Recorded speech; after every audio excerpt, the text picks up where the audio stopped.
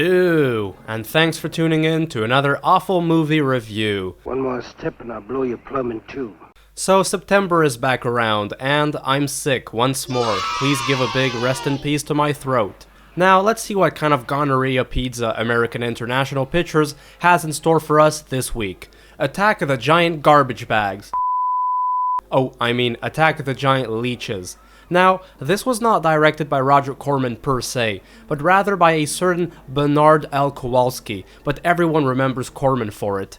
He served as executive producer, because yes, contrary to what many may believe, this did take actual money to make. Is that so?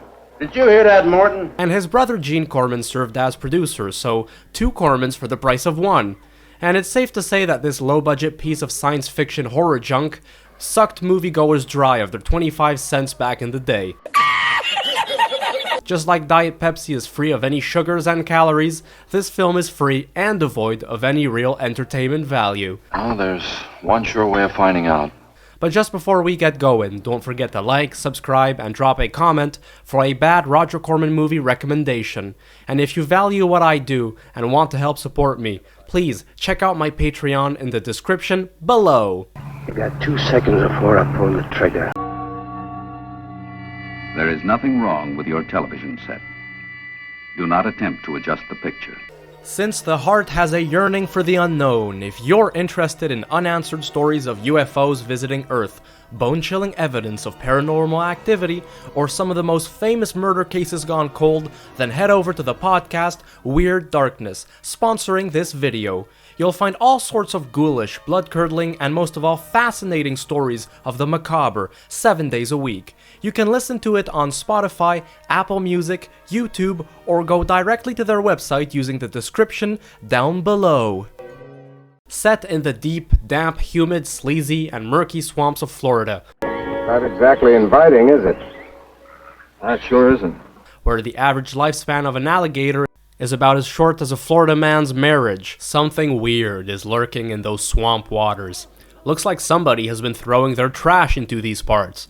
Oh no, wait. Those are just the movie's monsters. Take him out of here before I lose my temper. Yes, mutated leeches have been preying on anything that moves, first attacking the wildlife and then moving on to the locals, causing several people to go missing. If you ask me, they ought to have their heads examined.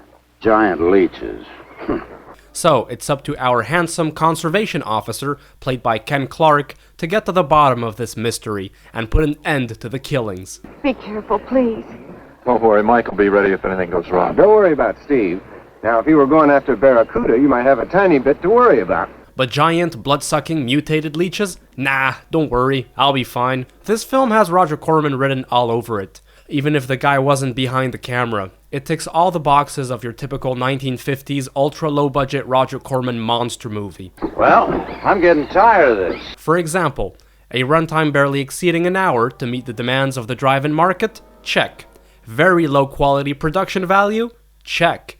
Questionable dialogue and some occasionally horrendous acting? Anything, Dave! I'll move out of the county. I'll do anything you say, Dave. Anything. Double check. Reusing certain elements from other Roger Corman movies to save money? Check as well, this time the theme song playing at the beginning, which comes from Night of the Blood Beast.